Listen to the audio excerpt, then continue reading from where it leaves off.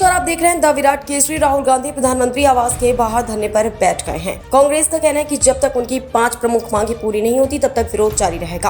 आखिर ये 5 मांगे क्या हैं और सरकार का जवाब क्या है, आइए जानते हैं। राहुल गांधी कांग्रेस के कई वरिष्ठ नेताओं के साथ प्रधानमंत्री आवास के पास धरना प्रदर्शन कर रहे हैं। इस दौरान प्रधानमंत्री कार्यालय में राज्य मंत्री डॉक्टर जितेंद्र सिंह प्रदर्शनकारी नेताओं से बातचीत करने पहुंचे। उन्होंने कांग्रेस नेताओं से धरना खत्म करने की अपील की, लेकिन राहुल गांधी अपनी मांगों पर अड़े रहे। जानकारी के मुताबिक केंद्र सरकार ने कांग्रेस को प्रस्ताव दिया कि बुधवार को संसद में इस पूरे मुद्दे पर चर्चा कराई जाएगी, लेकिन कांग्रेस का कहना है कि सिर्फ चर्चा नहीं बल्कि ठोस कार्रवाई भी जरूरी है। इसी को लेकर कांग्रेस ने केंद्र सरकार के सामने 5 प्रमुख मांगे रखी हैं। पहली मांग, केंद्रीय शिक्षा मंत्री धर्मेंद्र प्रधान का इस्तीफा। दूसरी मांग, संसद के दोनों सदनों में पेपर लीक मामले पर विस्तृत चर्चा कराई जाए। तीसरी मांग, गृह मंत्री अमित शाह इस पूरे मामले पर लोकसभा और राज्यसभा दोनों सदनों में बयान दे। चौथी मांग, छात्रों से जुड़े मुद्दों को गंभीरता से सुना जाए और उनके हितों की रक्षा की जाए। और 5वीं मांग, दिल्ली में प्रदर्शन के दौरान हुई हिंसा की निष्पक्ष जांच कर दोषियों के खिलाफ सख्त कार्रवाई की जाए। धरने में प्रियंका गांधी, कांग्रेस अध्यक्ष मल्लिकार्जुन खड़गे समेत कई वरिष्ठ नेता मौजूद रहे। कांग्रेस का आरोप है कि छात्रों पर अनावश्यक बल प्रयोग किया गया, जबकि सरकार का कहना है कि कानून व्यवस्था बनाए रखने के लिए आवश्यक कदम उठाए गए। अब सभी की नजर इस बात पर टिकी है कि क्या सरकार कांग्रेस की इन मांगों पर कोई बड़ा फैसला लेती है या फिर संसद के भीतर और बाहर इस मुद्दे पर राजनीतिक टकराव और बढ़ेगा। फिलहाल इस खबर में इतना ही। ऐसी ही ताज़ा खबरें और विश्वसनीय खबरों के लिए द विराट केसरी को लाइक करें, शेयर करें, सब्सक्राइब करना ना भूलें। नमस्कार, जय हिंद। स्पीकर के पास गए हम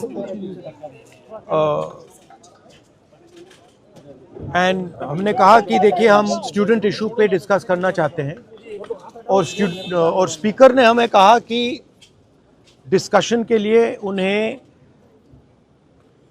सरकार से पूछना है। मतलब आप समझिए, speaker is telling us that to debate in parliament he has to take permission from the government. He is openly telling us that. ठीक है, देखिए इशू स्टूडेंट्स की है, यूथ के फ्यूचर की है, और ये जो किया जा रहा है, लोगों को मारा जा रहा है, पीटा जा रहा है, this is completely an Indian.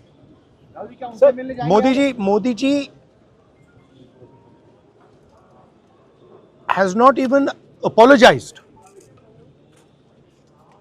for what has happened yesterday. Now, ये जो युवा हैं, ये एजुकेशन सिस्टम के बारे में, टेस्टिंग सिस्टम के बारे में प्रोटेस्ट कर रहे हैं।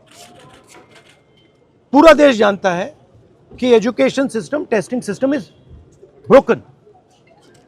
It has ceased to exist. Testing system has been hollowed out by termites. That is all they're saying. Nothing wrong with it. We've been saying it. I've been doing presentation after presentation about this. Why is the Prime Minister silent? What is the reason? He should apologize to the students and he should stop this nonsense of police people thrashing students. This is completely wrong. Sir, उनका हवाला देते हुए किरण रिजिजू ने कहा कि आज NDA की बैठक में प्रधानमंत्री ने कहा कि हमने त्वरित एक्शन लिया, हमने बहुत रैपिड एक्शन लिया। We are concern, prime minister is concerned about the students and their future. Action was taken, 13 people were arrested. That has been briefed by the point is that this is no way to treat the young people of this country. The young people of this country do not have any opportunities. All the doors are closed. There is only one door which is open, which is the door of the competitive exam, and that door is also destroyed. What are these students here? They are not just complaining about the education system. They are complaining about their future. They are saying that in this country today, because of Mr. Adani and Ambani, because of the RSS complete takeover of the education system, because of the pracharaks becoming vice chancellors of universities, we have no future. That's what they're saying. This is not just about education. This is about the future of young people. They watch, they look at Mr. Ambani's wedding and they watch 1,000 crores being spent over there, and they have no money to open a business if they want. They have no future. That is what this is about. This is much bigger than simply education. This is the students of this country saying, in India, we have no future. We want a future. This is legitimate. There's nothing wrong with this. And instead of saying that, okay, we are going to work to improve the education system, we are going to work to fix the testing system, Prime Minister, I don't know what he's doing. So that's the story. So are you going to meet the injured students? Of course I'm going to meet the injured students. क्या धर्मेंद्र प्रधान के इस्तीफे से कम में आप लोग मानेंगे? This is Dharmendra Pradhan, he's an intermediary.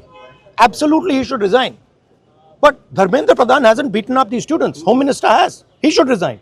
And Home Minister reports to Prime Minister. He should resign. What is going on?